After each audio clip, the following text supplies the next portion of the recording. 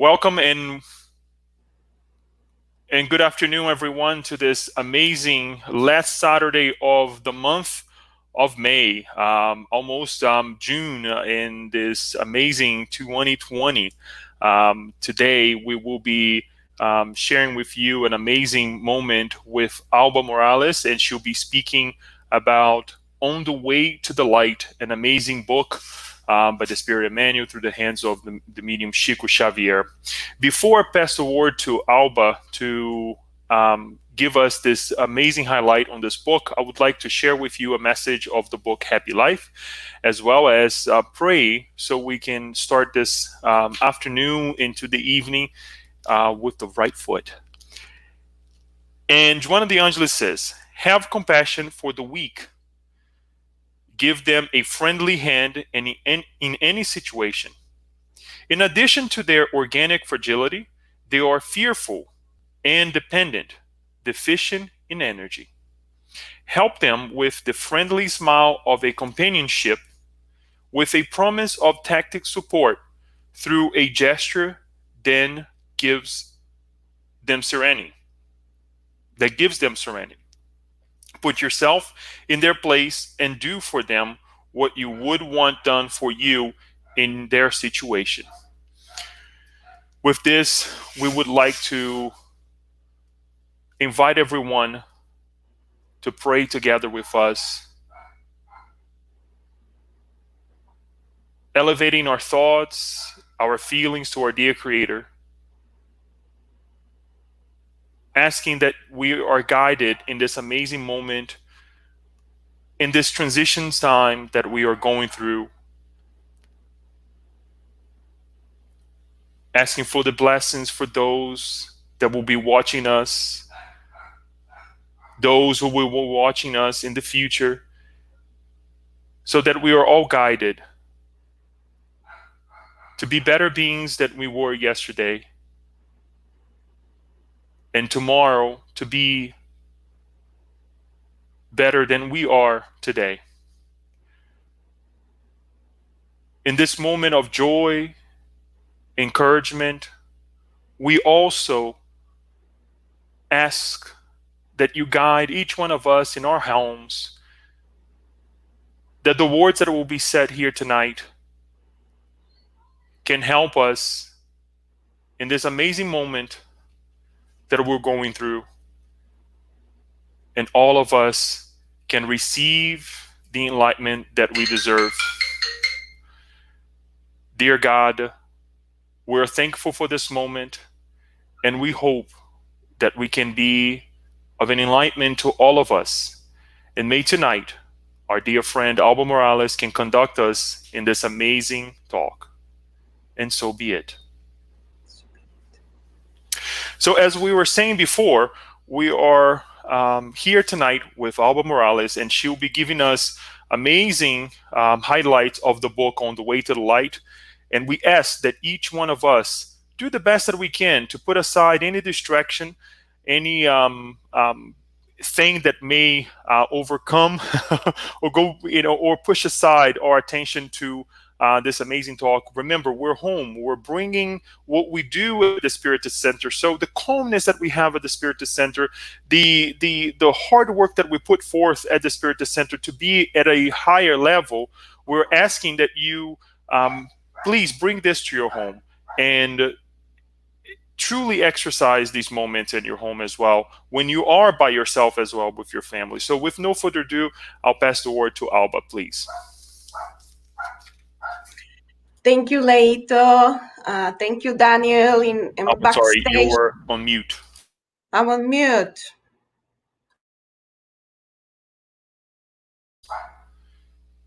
You're still muted. I don't know what is it. Can you hear me now?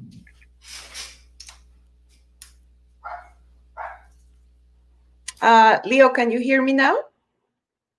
Yes, I can hear you now. Thank you. Okay. Hello, everyone. As you see, technology is not my cup of tea. But since we are all in these times of transformations and transition, we need to learn. So I am very happy and I'm very glad that I am with you in your home. This is amazing. And tonight or today, as Leo explained, we're going to bring just a few highlights from the book On the Way to the Light by the Spirit of Emmanuel and by the medium Francisco Cándido Xavier.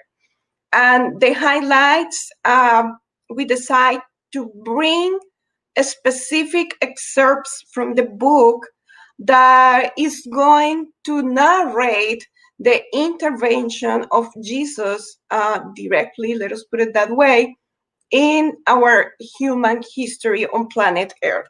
So those are the highlights. So let us start by saying that Emmanuel, in the preface of introduction of the book, he clarifies that in the book, this is not a historical study because the history of the world has already been compiled. And if you go to the very last page of the book, in the conclusion, he highlights the same. And he said, in our modern study of history, a sole objective has guided our steps to demonstrate the sacred influence of the Christ in the organizing of all surges of civilization on the planet ever since its geological formation. So as you see, Emmanuel is not trying to bring here a treatise of his history. He's trying to portray more the spiritual journey of us, of the human race, human beings on planet Earth. And that's what we're going to try to highlight. So before we enter and we dive into the words of Emmanuel, we would like to bring why this book is pertinent to our current times. We will say that any Spiritist book, it will be pertinent to any time, but we know we are enduring difficult times. It's a lot in our spiritual, moral shoulders. We are in week 11, 12 of a quarantine, but also we have seen some manifestations of the humans with the events the past week that horrify us. Some of them and some others are very lovely, and we see two extremes: great aggression and at the same time community that comes together, and we see this imbalance. So why this book is important, that we will highly recommend for you to read the whole book. You can read it in one night because really it's like that. Basically, Manuel is narrating the whole history of our evolution as a spirit, just to help us to understand what we need to do to shift or to change in order for us to move to the next level, to the world of regeneration. So if we want to nurture even more our soul, or do we have questions like, why is this happening in the world? You can read this book as well, the study that we are doing the Saturdays with Leo on planetary transition that explains very well why is happening this in our times. And we are going to dive into the book. There are two different types of reading. There is one reading that you read like an eagle, like you soar over the pages and you just take certain elements, but you don't go deep. And then is the reading of a goat, in which you show the pages and the jets and go deep. Tonight we are going to soar like an eagle. We are going to go very quickly from one epoch of the history to another one. Okay, so put your seat belts because here we go. So in the introduction, the very first pages, Emmanuel bring us a message So the first chapter is about the planetary genesis. We are not going to talk here about the planetary genesis. And then the very last chapter is the gospel and the future. And in total, there are 25 chapters. But Emmanuel is giving us the framework of this book. He says, the determinism of love and the good is the law of the whole universe. Jesus, only Jesus, has stood firm on the dolorous pathway of the races, and his aim to tear down all barriers to universal fraternity. So the goal of our journey, evolutionary journey, is to get to the point of universal fraternity. And he's talking about that love is determined, meaning we won't escape to that law.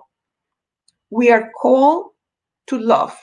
We were created by love, for love, and to love. So let us keep in mind this main goal while we navigate the different chapters of the book.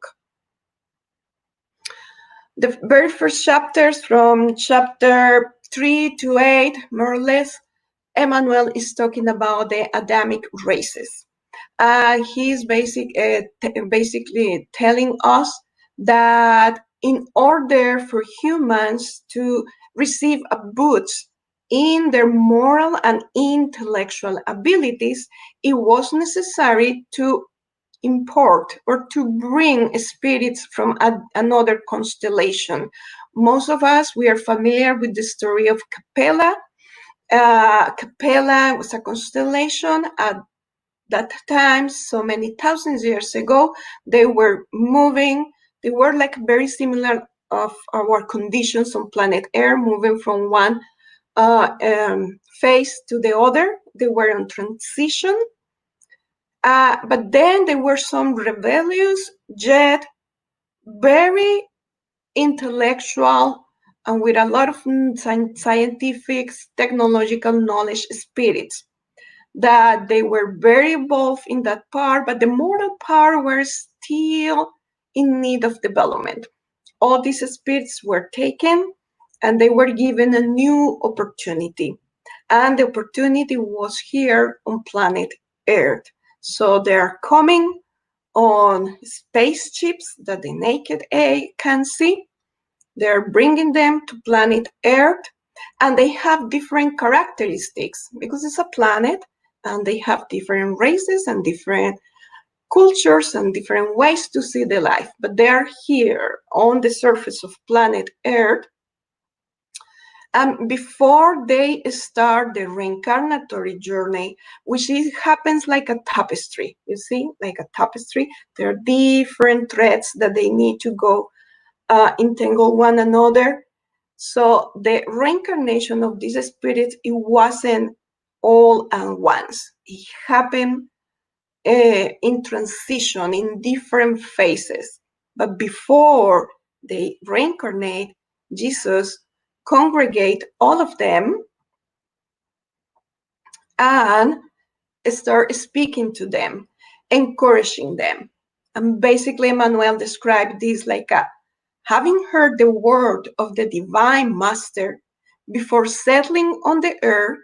The Adamic races, in their isolated groups, kept the memory of the promises of Christ, who in turn strengthened them amid the masses by periodically sending them his missionaries and messengers. So if we read between lines, it means that they were already humans originally from the planet here. And we were going to learn later in the following chapters that there are two main races on planet Earth, from the millenary China and from Africa. They're the humans, let us call it that way. And the reincarnation of the Capella spirits came by periods. However, they preserve in their subconscious, because remember, when we reincarnate, we don't remember. In their subconscious, they remember the teachings of Jesus and the message, that the promise that If you're doing good on planet Earth and you evolve, you're going back to Capella. So these races, basically, they were the Egyptian civilization, the Hindu organization, the Indo-European family, and the people of Israel. And the four of them, they are bringing to planet Earth a lot of knowledge in the scientific, technological arena, in art, but also spiritually speaking. The most spiritually developed, they were the Egyptians. And that's why they have this fascinating idea about death, because they knew death was a temporary state.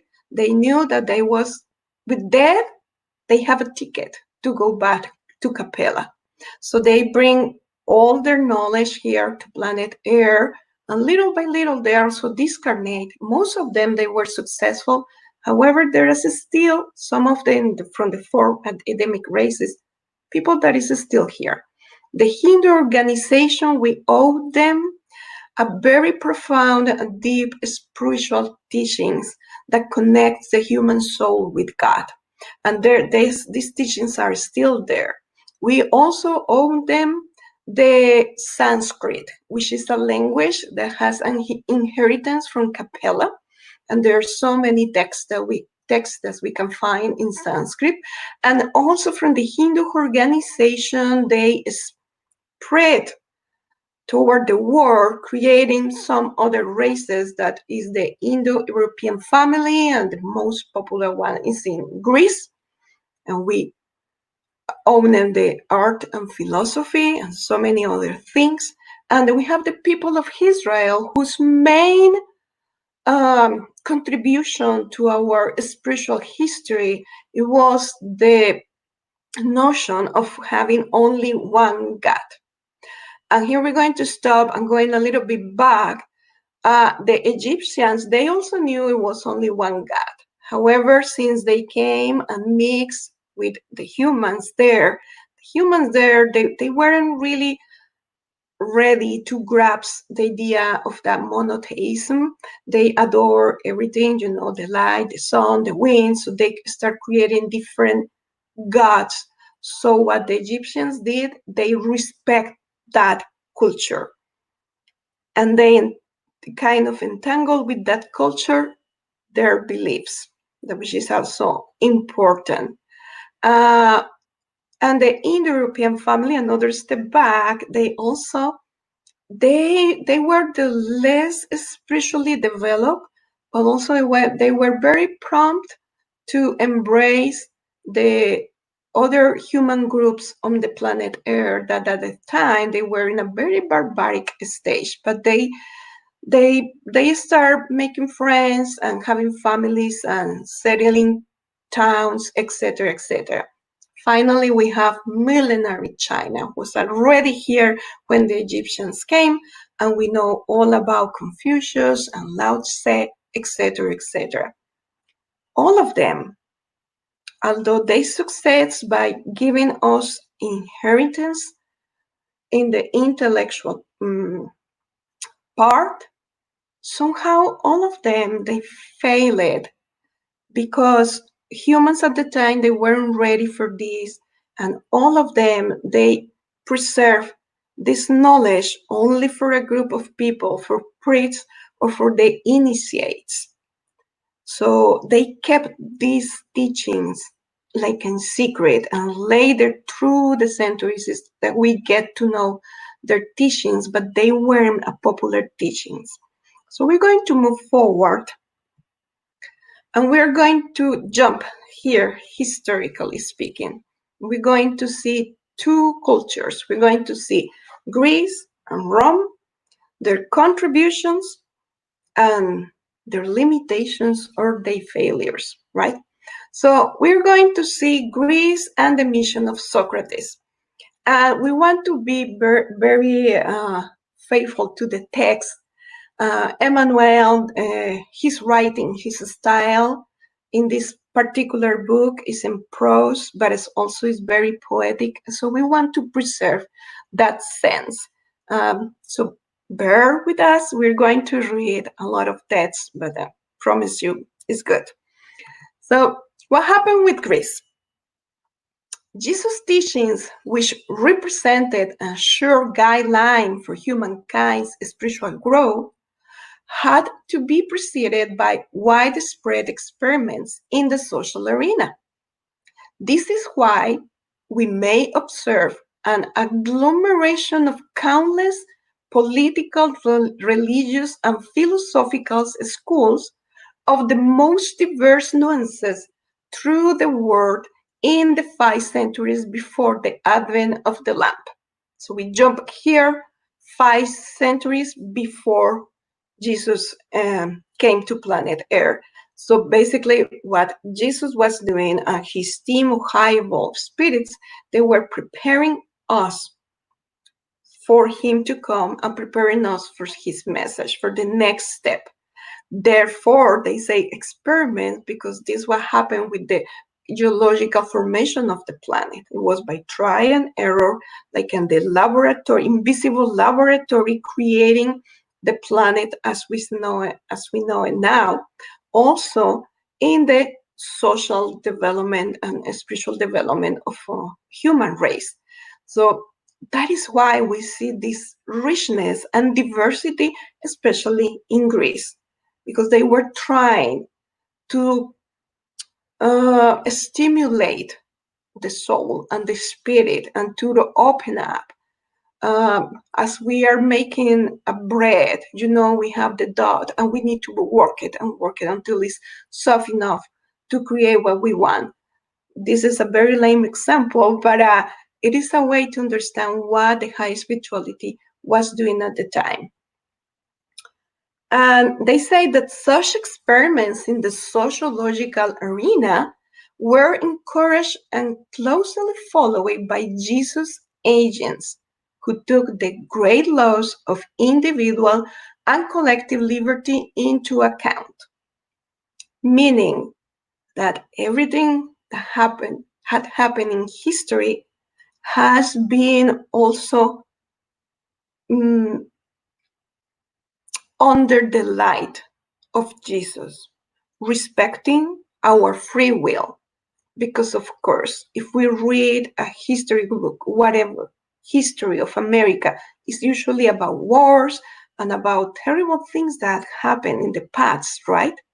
But also there are very good things that happen in the past. So Jesus and the group of high spirits, the agents, they say, they were walking with us, guiding us, inspiring us, but we have a free will. Greece, we know what is the inheritance of Greece to humanity. And we are going to read this excerpt because it's about the age of Pericles, reaching an apogee of beauty and culture with the lofty principles received from the Egyptian civilization they inherit.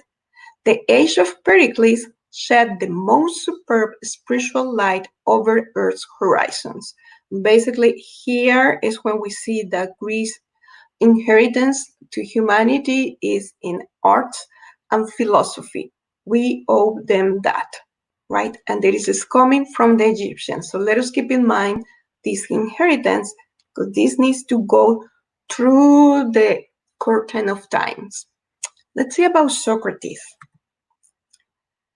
So Socrates had a mission, and this great philosopher was surrounded by the most divine spiritual life of all time until then.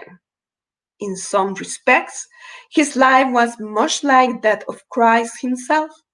He taught them the lovely ideal of fraternity and the practice of the good, scattering the generous seeds of solidarity for generations to come. But what happened with Socrates?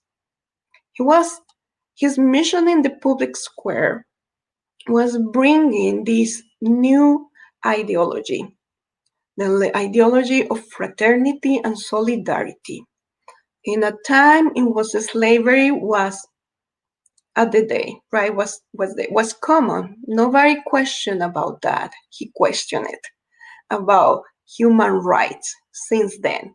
And of course, some people they accepted, especially the young minds. So most of the audience in the public square, they were adolescents, teenagers, very young people.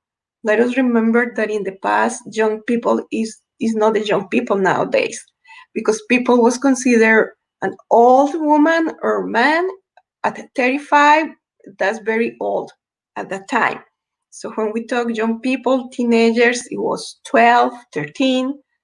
They got married by 14. So this is the young people. So he was accused.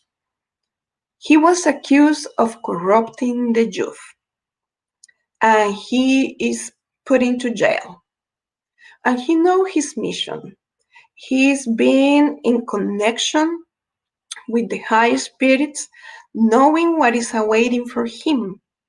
And in the group of people that were doing this judgment, some of them they didn't agree because they knew Socrates was a very good man.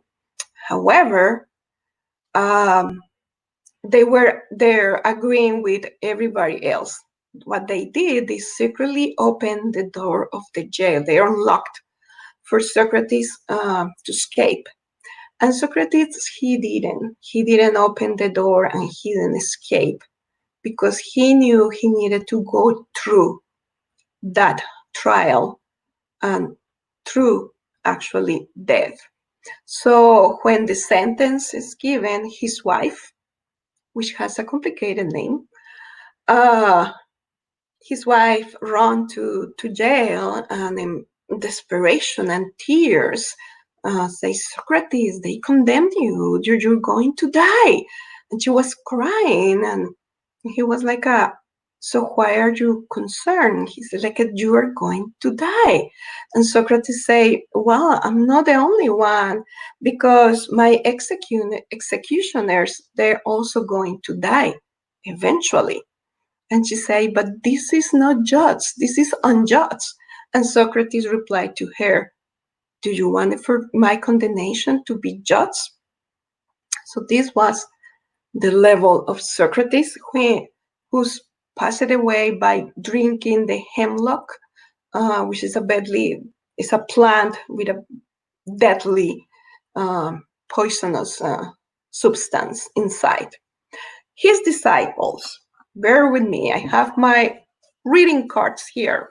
His disciples, they were Antastes, Xenophon, and Plato. And none of them, according with Emmanuel, grabs the whole message of Socrates. None of them. Plato, with the beautiful dialogues that he had, unfortunately, he makes some of the Socrates teachings with his own human interests. So he has a lot of political interests there. So unfortunately, he didn't bring or continue the teachings of the master in its purity. And in the words of Emmanuel, Socrates, his writing was impure, not because he's condemning Plato, but because he didn't preserve the message of the master, which at the time was Socrates. And then it comes Aristotle, that actually, although he accomplished his mission, when he get the message, it was already, let us say, contaminated. However, let us see how the memory of these spirits coming from Capella, the missionaries that Jesus is sending, is preparing us for his advent. We go to Rome. And in Rome, they were in so many groups or races. Some of them, they were coming from Capella, some others, they were from planet Air. But the Etruscans, they were the ones who basically the stake there. So the Etruscans believe in the afterlife. They possessed evolved sentiments that set them apart from the neighboring collectivities, meaning the Etruscans, they were, spiritually speaking, the more evolved among all the other communities of people in Italy at the time. So, guided indirectly by the messengers from the invisible world, again, here is Jesus' hand intervening, they settled in the future Rome, which at the time was nothing but a village of simple, unprotected hovels. When Romulus arrived, he found an already prosperous and industrious city. And Emmanuel, he spent a good page or two explaining how Romulus, he didn't found Rome. It is a tradition, something that people created, but he wasn't. It was actually the Etruscans. So in Rome, Rome inherit us also a lot of things, right? And we have the social political organization, our current law system, and so many other things we own to Rome. The plumbing, right? How do we say plumbing? Because they were the ones who actually built these huge plumbing and bring water to the houses and everything. So we own to Rome a lot of things, but we also know that it was 500 to 600 of the Roman Empire, and they committed a lot of abuses, and definitely they didn't bring the contribution that they supposed to bring. However, Emmanuel, he highlight a contribution to the social organization that maybe we don't see it or we don't pay attention, and it's the Roman family.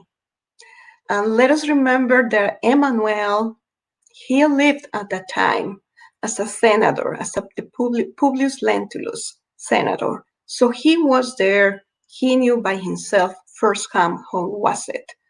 And we see this in his books, 2,000 years, 2,000 years, 50 years after. And he described the Roman family this way: full of wisdom and beauty, the glorious tradition of the Roman family entailed the most sublime respect for the heroic virtues of the wife and a full understanding of the duties of the husband. And also in every Roman home or house, they dedicate a special space like an altar in which they pray or they adore their very own family spirits. So each family has a family spirit. Then each home, because families, this is Latin families, which is not like the nucleus family, father, mother, children. They include grandparents, aunts, and uncles. So each family, let's say the Smith, they have a family spirit. But then the Smiths are composed of several uncles and aunts and grandparents. So each home has also its family spirit. And what happened with Rome there also is they adopt the beliefs and the gods of the cultures that they were conquering. It got into a point in which the Pantheon, and we watched the main temple in Rome to adore or to pray to the gods, it had more than 30,000 gods or spirits. And we were thinking, wow, this is positive or this is negative, how this information looks for us nowadays. It has a positive side because it was developing the spirituality of the people at the time by devoting a physical space at home to pray as a family. That was a very positive situation. However, what happened with Rome, that they lose control and they let it grow under 30,000 spirits, gods. Just imagine all the superstitions and all the other things that grow from that. So what happened with Rome and with Greece, both of them, they fail in their missions. Greece, because they intellectualize too much. Rome, because they were far from the life of the Spirit, from the true life of the Spirit, and they decide to use their power to conquer and to gain more wealthiness and things of the sort, rather than to center in the family. Emmanuel dedicated one page to narrate with sad words how the Roman family was destroyed by ambition, by vanity, by corruption. However, it survived. It wasn't lost at all, because so many Romans at the time, they didn't agree with the Roman ways, and they preserved this tradition in the little homes and carry out to the centuries. And then the world is ready to receive Jesus, the advent of Jesus. And we're going to read some excerpts from the book. Something very unique was happening in the spheres closest to the planet. Divine harmonies sang a hymn of sublimated hope in people's hearts and in nature. The manger was the stage for all the glorification of light and humility, and while a new age was dawning for the terrestrial globe, Christmas, the silent night, holy night, will never be forgotten. It's not sweet, it is not hopeful, it is not, personally, fills with a lot of hope and also of beauty. The moment came, and he continues saying, the manger marked the starting point for the saving lesson of the Christ, as if declaring that humility is the key to all the other virtues. So let us remember that we were being prepared from all times for this time. Interesting enough, Emmanuel mentions several times in the book that we were mature as a humanity to receive the Messiahs. And we say interesting enough because we are currently on 2020 and we're still seeing barbaric acts in the planet. From one brother to another brother, from one sister to another sister. But Emmanuel repeats this several times. So it means that maybe we were even more primitive and barbaric at the time. The other thing that he mentioned is during these 500 years before the advent of Jesus, the planet Earth was like they were in a mission of clearing out the planet Earth. So it was a lot of rebellious spirits, especially rebelliousness, the ones that they wanted to accept that God is God and to follow God's laws. So they temporarily removed them from the planet, spiritually and physically speaking, in order for the psychosphere of the planet to be in a better state to receive Jesus. And then Emmanuel continued talking about the advent of Jesus. He spread the clearer vision of the immortal life. He brings us that hope, teaching humankind that there is something greater than homelands, flags, bloody lines, and human laws. His profound, forceful, and compassionate word reestablished every philosophy, cleared the way for the science, and would have united all the religions of the earth by now if human impiety had not given way to iniquity on the scales of redemption. Here in this paragraph, we see several things with Emmanuel. First is giving us the concepts of reincarnation, right? And the evolution of the spirit. And also is very current when he say that there are things greater than flags and bloodlines. And we all know that.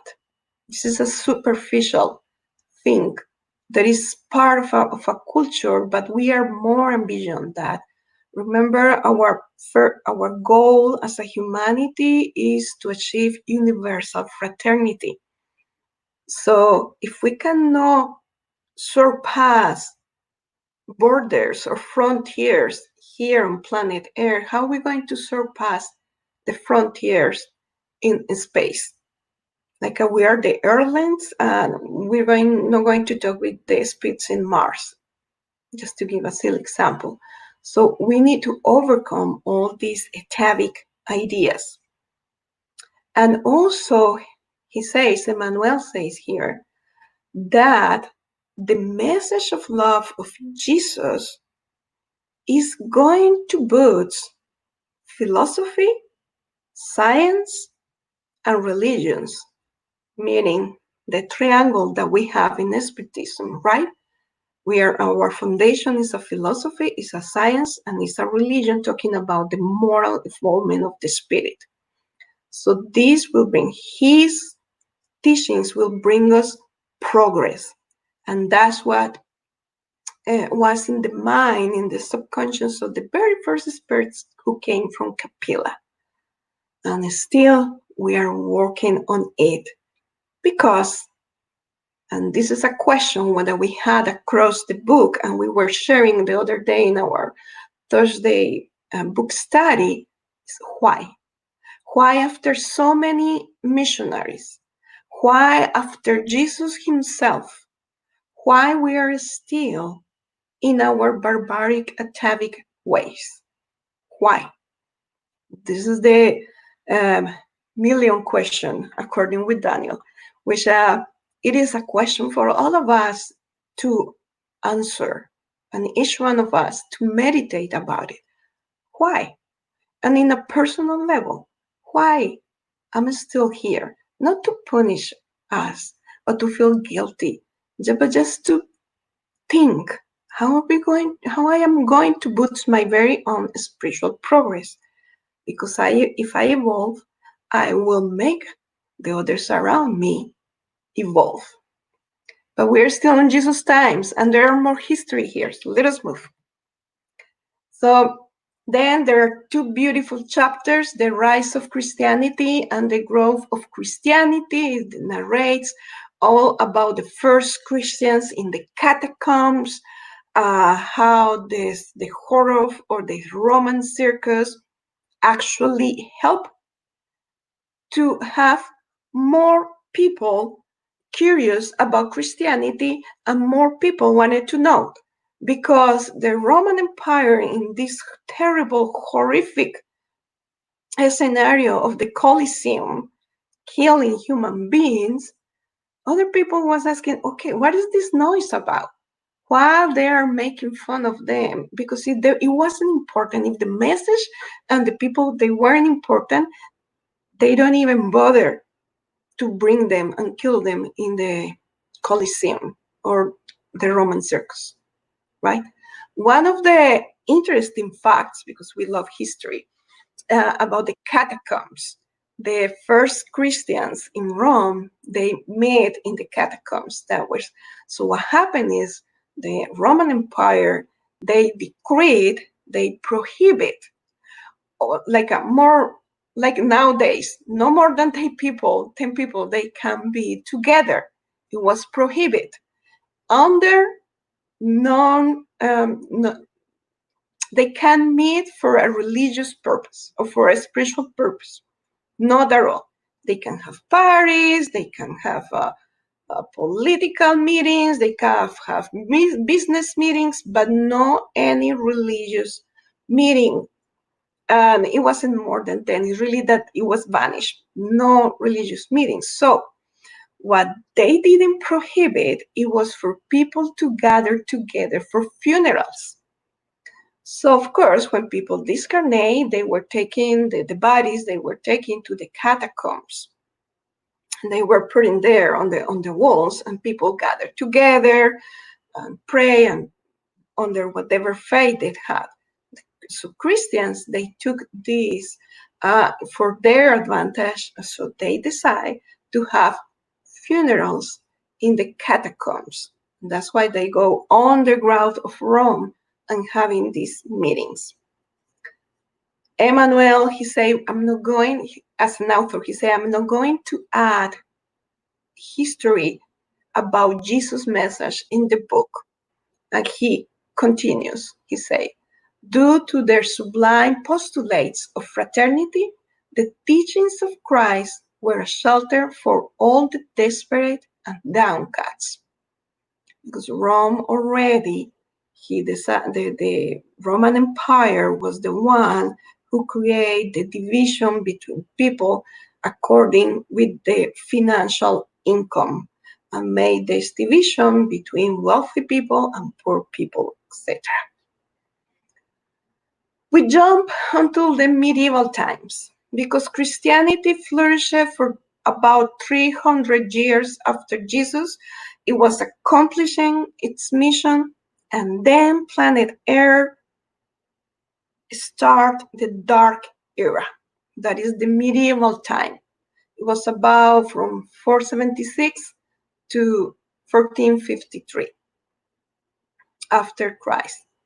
And it's a dark era because humanity gets stuck in all senses, spiritually, scientifically, technologically, artistically, socially. It wasn't really a progress because it was a great group of dark spirits that they didn't want us to progress. But why obsessors are coming to our homes? Because we opened the door.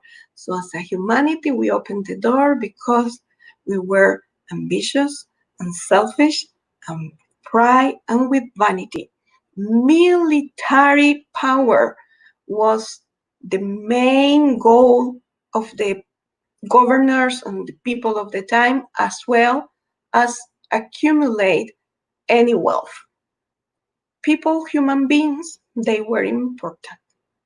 And that's how we entered these very dark times in which there are also missionaries of Christ. They were aware of the situation, and Jesus himself started sending people to planet Earth to desensitize us and to start turning our hearts to be empathetic or empathic with other human beings. Emmanuel says that heroic missionary spirits, the majority of whose names are not listed in the records of Earth's history, fill the role of new priests of Christianity's sacred idea, keeping its divine flame alive for the planet's future generations. So it was already a church, the beginning of the Catholic Church that we know now them. So it was a handful of priests that we don't know their names, but they were missionaries, bringing the word of love and hope to the poor, to the downcast. And there are some figures that we can bring their names during medieval times. One of those figures, Emmanuel, he highlighted Benedict. Benedict, he founded the Benedictine community. And actually, they worked and they did a beautiful work in Germany, in which there were still barbaric tribes. And these monks, they bring the gospel to Germany and start spreading the seeds of the gospel in Germany. There are also figures like Francis of Assisi, Clare of Assisi, and we also have Charlemagne. And Charlemagne, during the early Middle Ages, he united the majority of the Western and Central Europe. So there were some light shed there, but still we were stubborn in our ways. So it was a need for the world to change. And we come to the beautiful phase of the Renaissance of the world, about from 1300 to 1600, right? And Emmanuel says, at the dawn of the 15th century, large assemblies of spirits met in the vicinities of the planet to direct regenerative movements, which, in light of Christ's determinations, would lead the world into a new era. Meaning, basically, we have free will as humans, but our free will has a limit. So, enough is enough. It is a moment of transformation. And what happened?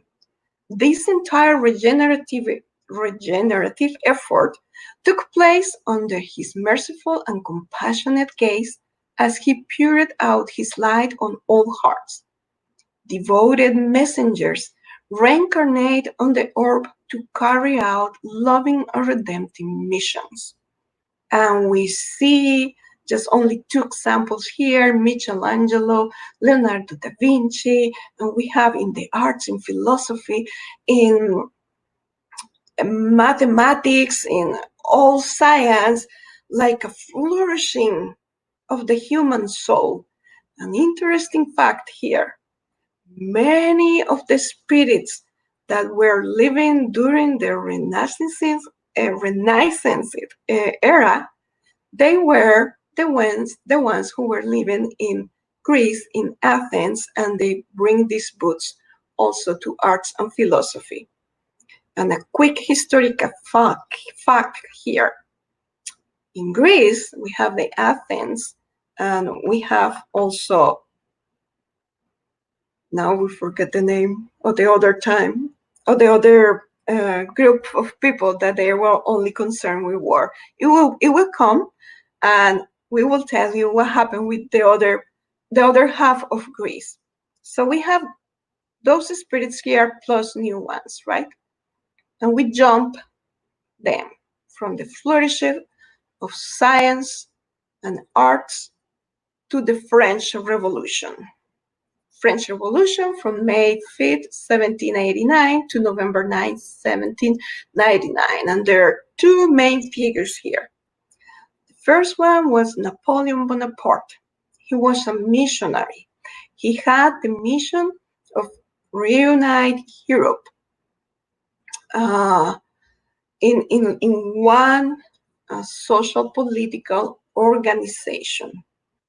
And the other figure that we know and we love pretty much was Allan Kardec, the codifier.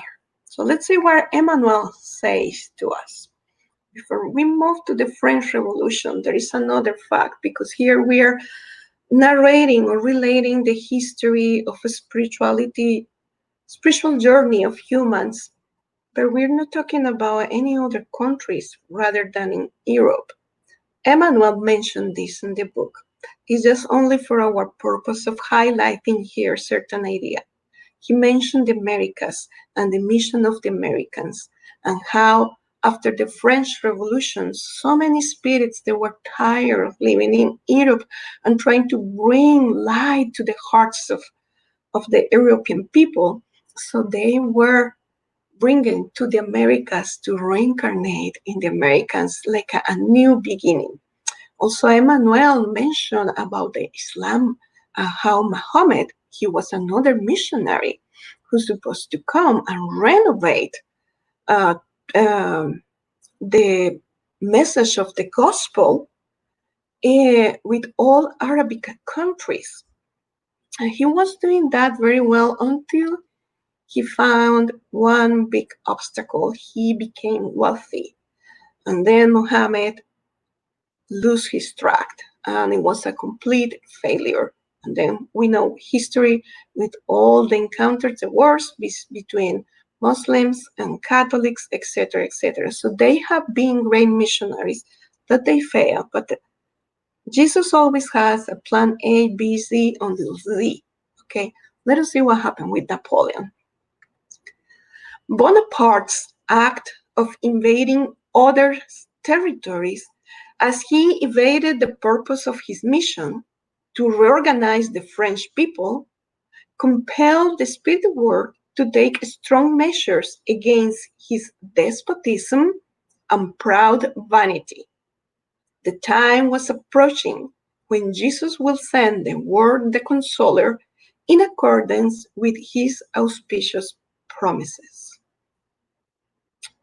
Emmanuel continues. Numerous assemblies met in the spirit world, in the spheres closest to the earth. One of the most lucid disciples of Christ descended to the planet imbued with his consoling mission, and 2 months before Napoleon made himself emperor, Allan Kardec, everybody say, "Yoo!" was born on October 3rd, 1804, with the sacred mission of opening the way to Spiritism, the great voice of the Consoler promised to the world by the mercy of Jesus Christ. I don't know about you, but every time I read this paragraph, I want to say hip hip hurrah for Allan Kardec, because he accepted the mission and he accomplished the mission. And that's why we are here, you and me and all of us today in this meeting, discussing Spiritist ideas. So then Allan Kardec came, and the next 2 chapters were actually the 2 last chapters of the book, is the Spiritism and the Great Transitions, and the Gospel and the Future. Spiritism came at the psychological time of great transformations, meaning we were ready, animating the human spirit so that the sacred fruit of all those who has labored and suffered in the painful development of civilization will not be lost. And we were reading here, we finally felt an aha, we got it when Jesus talked about the workers of the last hour in the gospel. Remember of this farmland owner that he has farmers, people working in his land. Some of them arrive early in the morning, some others at noon, some others at the afternoon. And by the end of the day, this owner pay everybody the same. Some of them, they work for 10 hours, some others only work for 5 hours, some others only for 2 hours. And the first ones in the morning were saying, hey, why are they receiving the same payment? We have been working 10 hours and they only 2. So why is the same? Here it is, the explanation, right? Because everybody has been laboring in the land, in the planet Earth, by putting the seed, planting the seed of love and fraternity and kindness and mercy. So all of us, whoever is our position, our role right now, we have been contributing. And it seems and it feels like we are the workers of the last hour. We didn't get it at the beginning when we were barbaric in other times. And finally, by the mercy of God, it was given to us a last chance. Say, oh, planet Earth is going to transformation, you better go there. We are the workers of the last hours. So that's what this paragraph means with Emmanuel. So the Spiritism is reaping the fruit of all the other missionaries that came with that message. Consoling light will envelop the entire orb that has been regenerated in the baptisms of suffering. This is hope. The spiritual human being will be melted with the physical one for the glorious march towards the unlimited. And Spiritism, having taken from the world's material ruins the divine soul of all religions perverted by humans, will connect them with the welcoming embrace of restored Christianity. This is what is ahead of us, and this is what is currently happening. Let us remember this book was psychographed in 1938. right there, right at the beginning of the Second World War. Now, Emmanuel continued saying, so what is our mission then?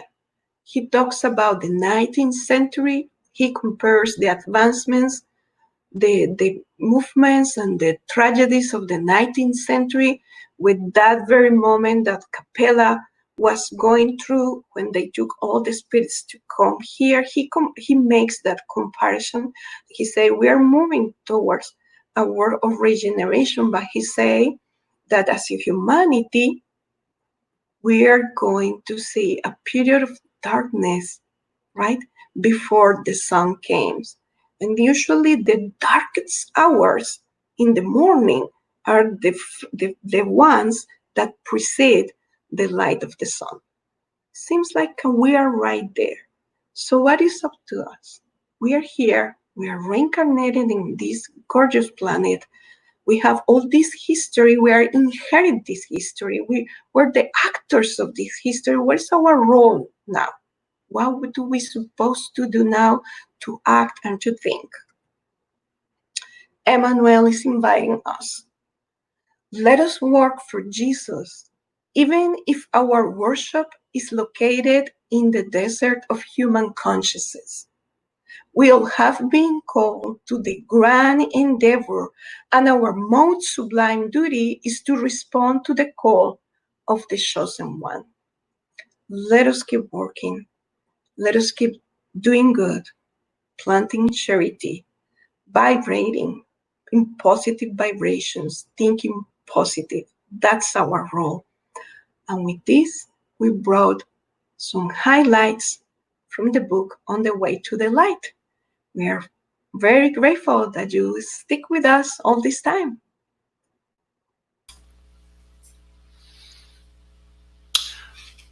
Thank you, Alba, for this amazing presentation. It's a book that is very dear to me as well, and for many of us. And it's just to go over with you, bring hearing your highlights. I do have read the book a couple times. It's just so enlightening to hear from another person. And as we have also heard from other individuals, but it's always good to go back and revisit, right? Mm-hmm. To analyze these teachings. And again, I share my happiness with you and everyone of going over this book again. I wish, and this is Leo, hopefully many of us as well, that one day we can sit down at the SSB and study this book as well, because Mm-hmm. it truly it teaches us the necessities of all these enlightenments that we received, how important they are in our lives, how many of us were still connected, even those who came from Capella, as well as what we can do with this message to understand ourselves, right? Because sometimes we have our difficult moments in the things that we're still doing over and over and over, and we don't know where it comes from. And here in this book, although Emmanuel mentions that it's not a historical book, but we see a lot of history, but mainly it touches our heart to say, that's how, this is the reason why we're acting this way or that way, right? So again, thank you for sharing this with us. We would like to share as well with all of you that we have several comments here that came from either Facebook and YouTube as well. I do apologize at the beginning. I did not mention that we have the streaming through these two avenues, right? And I didn't say anything, so forgive me. But we have many of us actually following this amazing talk. A lot of thanks from many of our friends, and really enjoying this as well. Kirsten, actually, at the beginning, as you were talking about the Egyptian, and she said, fascinating. Yes, the Egyptians had a very open idea of the death, very advanced for their time. It is true, right? We see that the ideas, the progressive ideas of the life after life, I like to call it that way, Mm-hmm. that really enlightens us, right? Um, and I would just go ahead and say one more, so you can, well, a couple more, so you can actually make some comments on it as well if you would like to. Fascinating. Well, no, so the Sanskrit of one of the languages from Capella, and that was a question. And then Abby said there is also a high spiritual vibration between the Egyptians, Greece, and I believe Mexico. Very similar structures, i.e., pyramids and etc. Right? Mm-hmm. I don't know if you would like to make a comment on this comment, because it is certainly, again, as we're saying, it teaches us so much on how we are, right, or what we are today and how we behave. And we think that this is just by chance. We choose to be this way, but we bring a lot from the past as well. Mm-hmm. Yes, in the book, certainly Emmanuel mentioned how Egyptians influenced what later was the Greek culture. So no doubt in that relationship, and the only reincarnation, and also there are two concepts here: reincarnation and multitude of inhabited planets is going to give us the explanation of the very similar structures between the pyramids of Egypt and pyramids in Mexico from the culture there. I don't know how to say in English, Aztecans and Mayans, and also in South America with the Incans. Definitely, they have the spiritual influence. Emmanuel, he doesn't mention how the three cultures, Mayans, Aztecans, and Incas, in the Americans, he didn't mention if there was people or spirits who reincarnate from Capella and they brought all this knowledge, or actually it was the spiritual intervention by intuition, and they create all these pyramids. But definitely their similitudes. The only way we can explain that is through these main concepts of Spiritism, which is the reincarnation and the multitude of inhabitants planets. And also let us remember of the very first meeting of Jesus with all these spirits encouraging them to progress and evolve morally speaking, and how he poured his light and his message on them, and it's in the subconscious of these races that we call it Hindus and we call it Greeks, and it seems like there are different religions and there are different philosophies, but after all is one, because the goal is fraternal, universal fraternity, meaning that we are united with something that is common to all of us, right? Thank you, Alba. The other comments that I would like to share with you here, because some goes along with what you just mentioned, um, that the Kirsten, I believe, when you were talking about the Romans as well, and how you mentioned that they had they brought the structures of having water and all those things, and she mentions that the aqueducts, and I think it's where, Aqueduct. yes. Oh, that was the um, word. and the Abby also mentioned the Parthenon, the pyramids, and the places Giza, and there are also similarities that we see the advancement in technology as well. I would like to bring a highlight here, that I believe a little over a year ago I was watching some documentary on copper and different elements, and the Egyptian also had a great knowledge as well on using copper tubes as well. So we know that a lot of these civilizations, they had this idea, they understood already, and they manipulated so well many of these elements as well. And yes, Mm-hmm. the sewage system, not only the water, the Romans as well, they had a great knowledge. And if we see structure nowadays, and I love architecture, obviously we see the Romans, right? We connect with Mm-hmm. the Romans, and a lot of places around the world, guess what, follows the same ideals, right, in terms of architecture, or also, as you said, which was a beautiful highlight as well, the law system, right, the court systems, that we see around the world, also the different laws that we see, right, the bodies of law. We can certainly bring back the idea that was brought by the Romans, if you will. And if you allow me, one of the things that I say I will mention later, and I just remember, was in Greece we have Athens and the Spartans, right? So the Spartans, they didn't get it. They were more concerned about the military, and everybody has to wear uniforms, and they were very rigid, etc., etc. At the point that there is not really especially speaking, a valuable contribution of this group of spirits. And what happened with them? They were given an opportunity to reincarnate, like all of us. A great majority of Spartans, they reincarnate later on in Germany and Russia, and part of Italy too. And these Spartans are the ones who start bringing the ideas, the twisted ideas of let me rephrase, they bring the ideas of socialism and communism, however they twist it.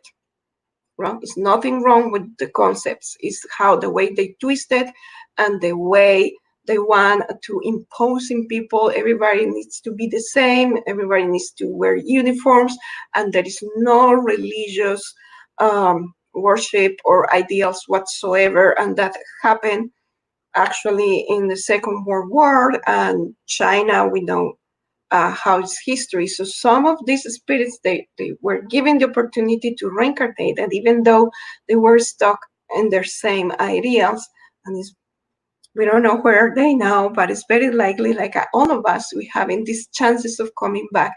As the opposite, the Athens, they have the opportunity to reincarnate, and hence when they have the flourishing of the culture in humanity. So all these facts are very interesting in the book and very fascinating.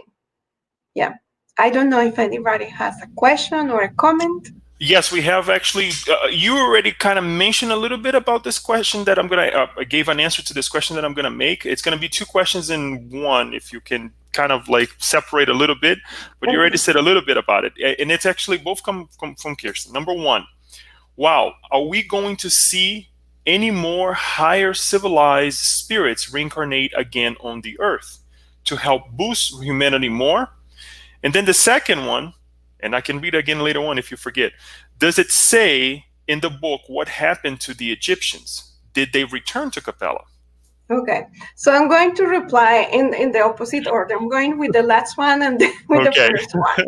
What happened with the Egyptians? Yes, they returned to Capella. They were successful in their mission. Only a few of them, and they say just very few of them, they weren't successful, and they're still nowadays here. Probably was us, we don't know. But most of them, they returned to Capella. And same with the people of Israel. When they talk about the promised land, and we know the story of Moses and the 40 years in the desert, they were subconsciously desiring to go back to Capella. That's what they were. They wanted to go really as a spirits. About higher civilizations, so higher evolved spirits coming to give us a boost. Emmanuel didn't mention this in the book. Let us remember that the book was written in 1938, right at the beginning of Second World War.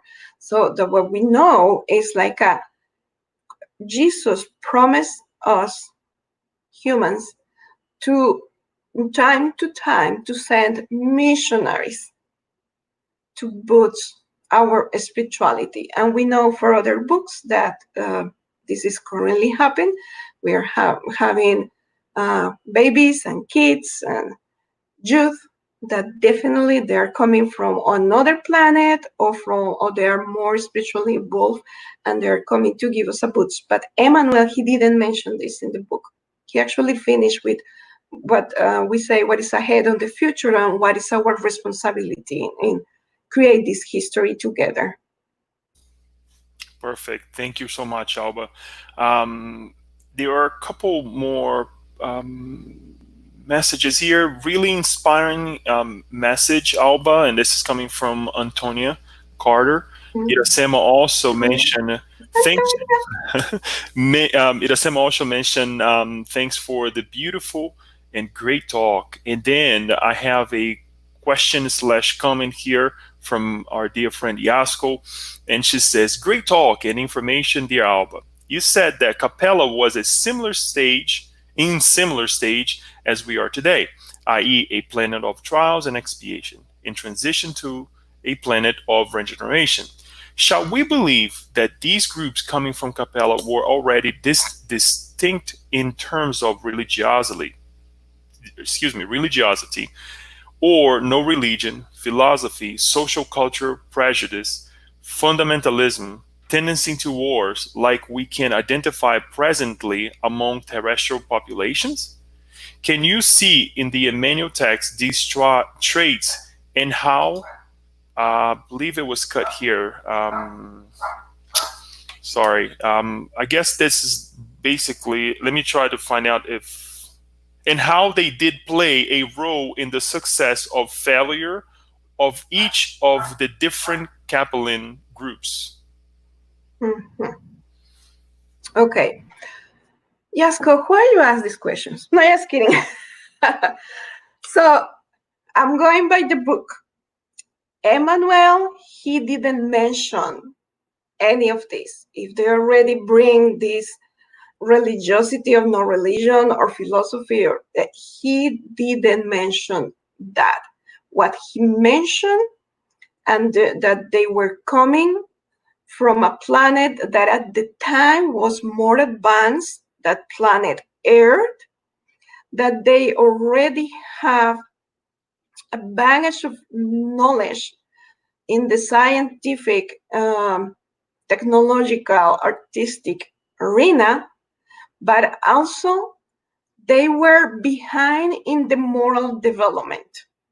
Now, Emmanuel, he didn't describe if this moral development, how behind they were. If there were fundamentalist ideas or concepts on them or not.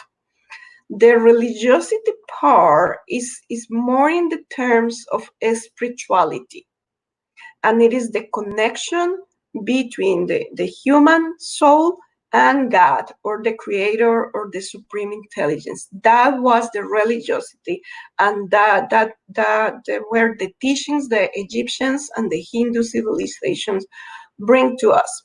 What Emmanuel mentioned, for instance, is like if even nowadays, if you travel to India to say something, there are so many people to travel to India to searching for spiritual enlightenment.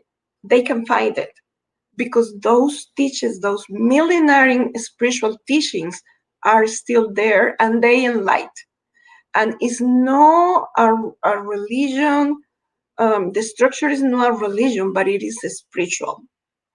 Now, how behind the word Emmanuel he didn't describe.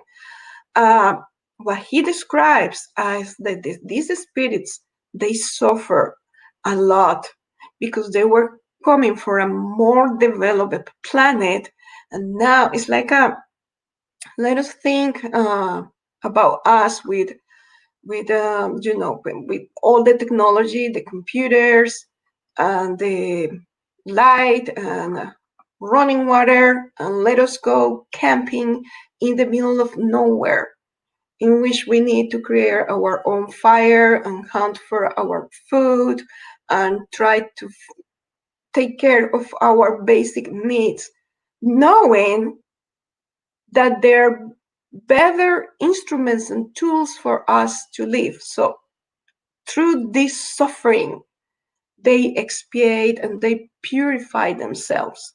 But he does not mention about her concepts or her ideas or behaviors per se.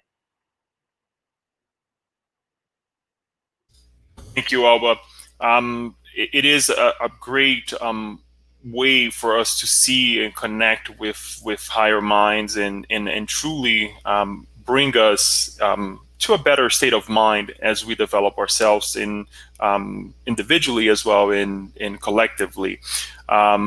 We have a couple more because of time, which maybe perhaps we'll try to speed up a little bit, but and this is Paula saying, great review of civilizations and their legacies.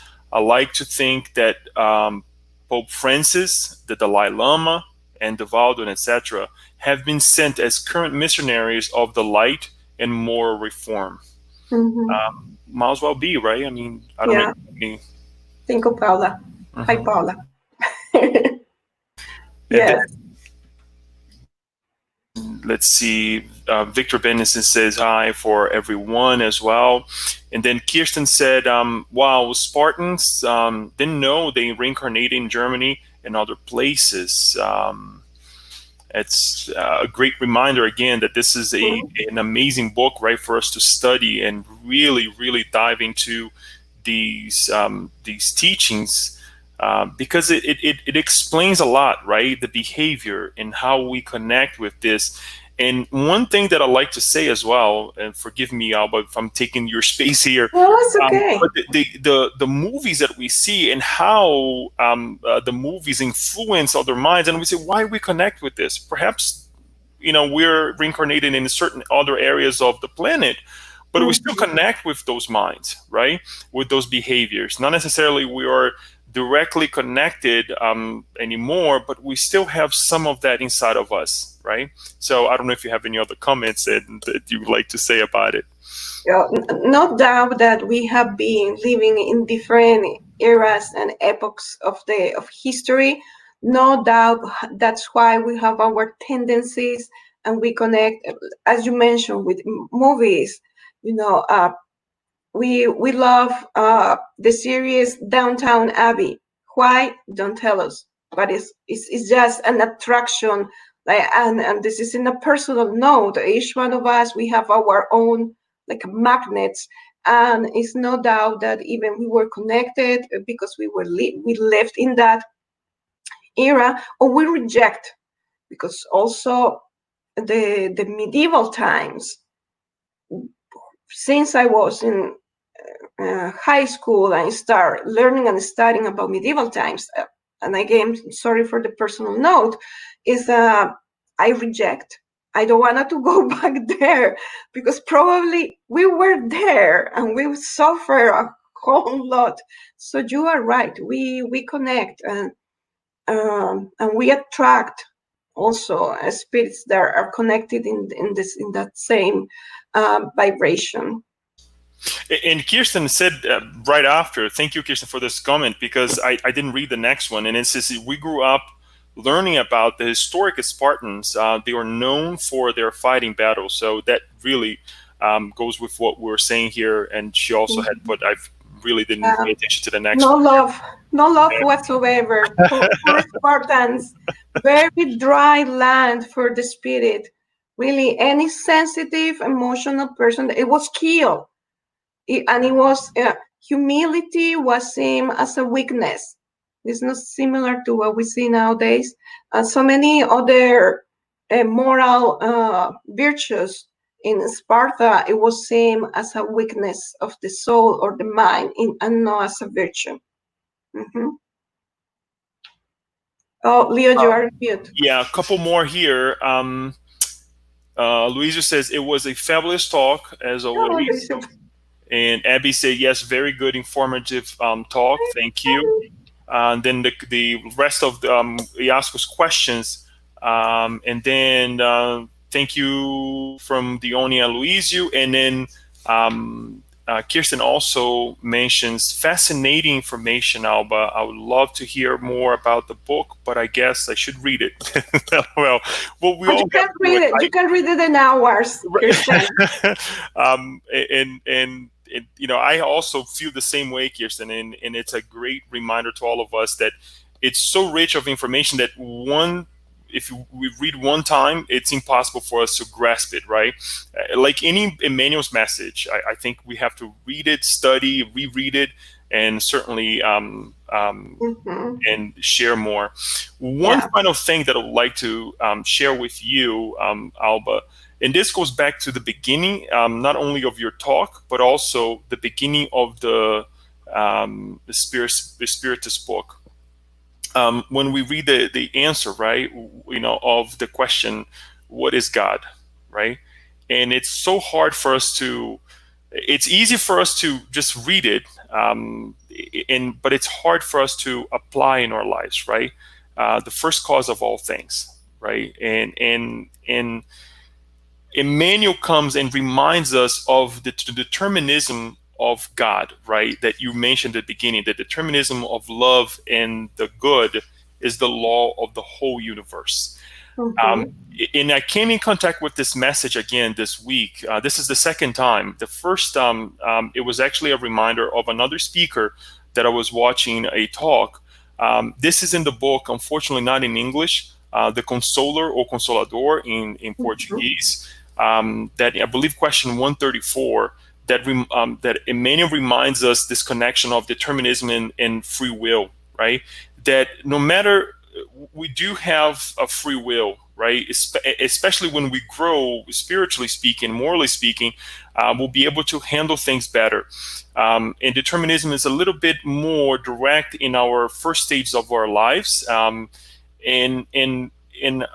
it's so amazing how this book reminds us that we will be guided, but the determinism of God is always of love, is always of the good, and we doubt, right? Especially in these difficult times of our lives, we doubt that there is a God in command. Is with the help of Jesus and these other different minds that that are coming to help us and to guide us.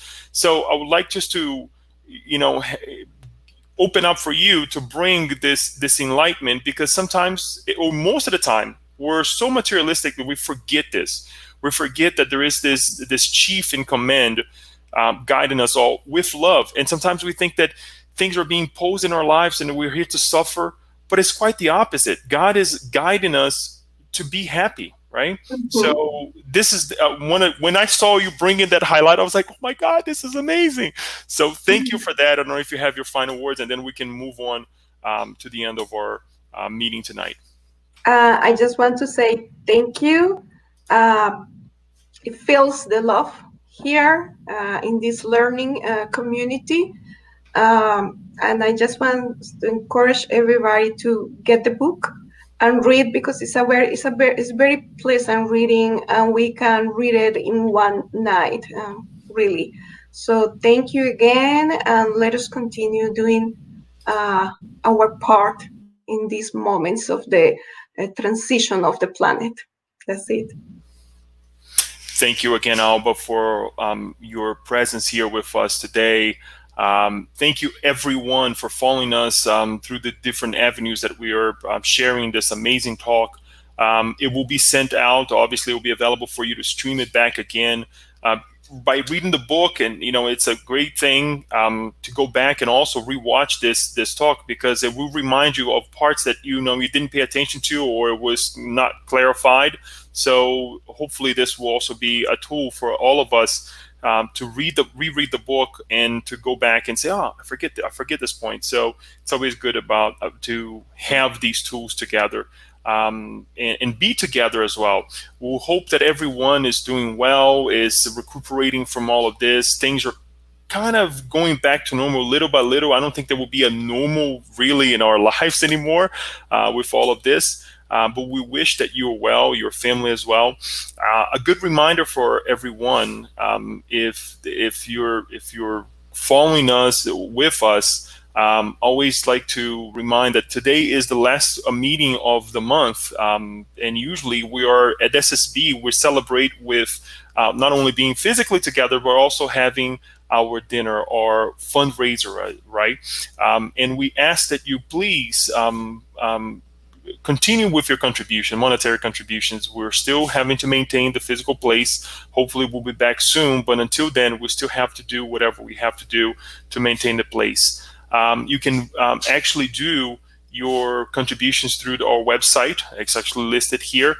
I believe it's actually /donations after the org, and then we can just you can just do your contribution then. More information for those who are following us, who receives our reminders through WhatsApp as well or email. You can also right here, right now, pull up your camera and just scan this code right here, and it will come up with the website where you can go and do your donation. So if you have the time right now, this is the right time. Pull up your camera on your phone, and it will read this code right here. This code is also on our webpage. When you pull up the webpage, you will be able to see this code, and you can just scan it. And again, it takes you through your phone to do your donation contribution. We're very thankful for in advance for what you're doing for us. Not only the monetary contribution, but the physical, the spiritual, all the prayers for us to be together again. And hopefully we will. And hopefully we're learning from this transition times that we're going through. Until then, let us continue praying. And we would like to close this evening with a prayer. A big thanks to our dear friend Alba, as well as all of those who are here connected tonight, that hopefully we can take this message and do something with it, something positive with it, helping in our family circles, in our work, in our jobs, wherever we may be the better men that Spiritism, men and women, that reminds us to do. Doesn't impose, but invites us to be this better spirit in the evolutionary path of life. On that note, we would like to ask everyone to again find a comfortable position, but attentive, that we can talk to our dear Creator. We thank you, dear Lord, for this amazing moment that we had, this energizing reminders that we received tonight. May your guidance be with us in the moments in which we're not sure what to do. Allow us to establish a better connection with our mentors. Allow us to serve better, to dignify these teachings by good ideals, examples, teachings, and to be a better brother or sister with one another. May your guidance, protection, and permission be with us in our homes, whatever establishment we may be. And most importantly, may our hearts be a point of light for everyone in this universe. We thank you, and so be it. We soon will be sharing with you our schedule for June, and we hope that you can partake with us in this new month that is coming along, and a lot of good activities, a lot of good messages that will be shared here online with one another. Thank you, and until next time.